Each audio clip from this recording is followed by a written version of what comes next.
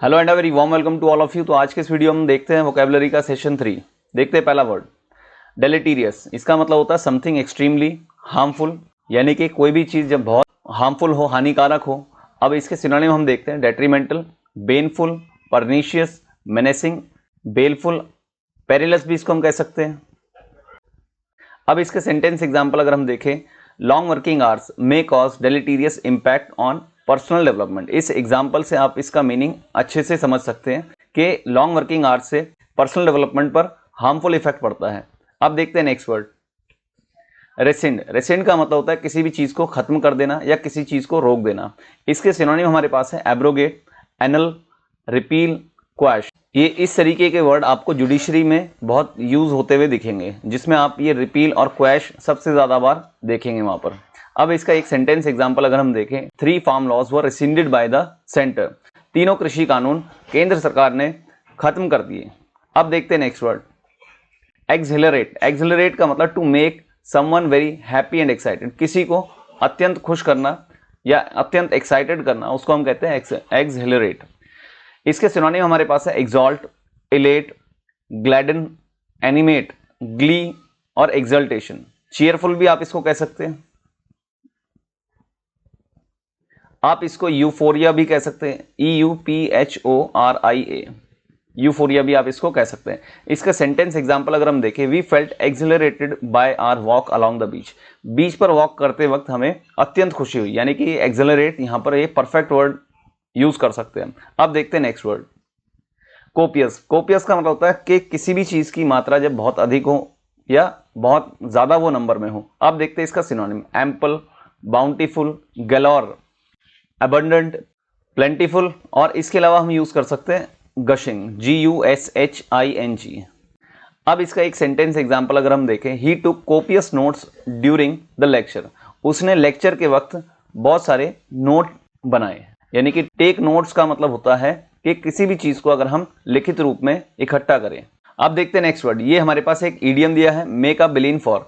इसका मतलब होता है to go directly and quickly towards someone और something, shortest and swiftest route of something. यानी कि किसी भी वस्तु या किसी व्यक्ति की तरफ बहुत जल्दी और सीधा उसके पास जाना, या शॉर्टेस्ट रूट और जल्दी से जल्दी अगर हम उस रूट को लेकर किसी व्यक्ति या वस्तु के पास जाएं तो वहां पर हम यूज कर सकते हैं make a beeline for idiom. इसका सिनोनिम हमारे पास है shortcut and straight away. Straight away यहां पर इस वर्ड से ही क्लियर हो रहा है कि यानी कि डायरेक्ट हम सीधा वहां पर उसके पास गए। सेंटेंस में आप इडियम का मीनिंग सबसे अच्छे से समझ पाएंगे। A bacchanalian always makes a beeline for alcohol. Bacchanalian का मतलब होता है शराबी। एक शराबी अल्कोहल के लिए डायरेक्ट और शॉर्टेस्ट रूट पता लगाकर पहुंच ही जाता है। अब हम यहां पर एक छोटा सा टेस्ट करते हैं। आप इस टेस्ट को एक बार पॉज कीजिए और एक बार खुद से इसको कोशिश कीजिए, फिर हम इसको डिस्कस करते हैं। अब देखते हैं question number 1, antonym of glee. इसके हमारे पास 4 ऑप्शन दिए गए हैं, facilitate, baleful, exultation and gloomy. Facilitate का मतलब होता है किसी भी चीज को आसान बनाना, टू मेक समथिंग इजी, तो ये हमारे पास इसका गलत जवाब है। बेलफुल, बेलफुल का मतलब होता है हार्मफुल, यानी कि परनीशियस आप इसको कह सकते हैं, PERNICIOUS। पेरिलस भी आप इसको कह सकते हैं, PERILOUS। तो ये भी इसका सही जवाब नहीं है। हमारे पास ऑप्शन सी है एक्सल्टेशन। एक्सल्टेशन का मतलब होता है जॉय एंड एक्सटेसी, आप इसको कह सकते हैं बहुत ज्यादा खुश होना। इसका एक और सिनोनिम आप लिख सकते हैं यूफोरिया, EUPHORIA। यूफोरिया एक बैंड का भी नाम था। अब देखते हैं हम option D. Option D gloomy, इसका मतलब होता है दुखी, उदास, यानी कि आप इसको लिख सकते हैं सैड। और क्रेस्टफॉलन आप लिख सकते हैं इसको CRESTFALLEN। इसके अलावा आप इसको मर्की भी लिख सकते हैं। तो इस क्वेश्चन का सही जवाब ऑप्शन डी है। अब देखते हैं क्वेश्चन नंबर 2। इसमें हमें दिया गया सिनोनिम ऑफ रिपील हमें बताना है। रिपील का मतलब किसी चीज को खत्म करना। अब देखते हैं इसके 4 ऑप्शन जो है हमारे पास ये है, shortcut, invalidate, ratification and galore. Shortcut का मतलब होता है सबसे छोटा रास्ता, तो ये इसका सिनोनिम नहीं है। इनवैलिडेट का मतलब होता है किसी चीज को अमान्य कर देना, यानी कि ये इसका सिनोनिम हो सकता है, क्योंकि रिपील और ये दोनों सिमिलर मीनिंग वाले वर्ड्स है।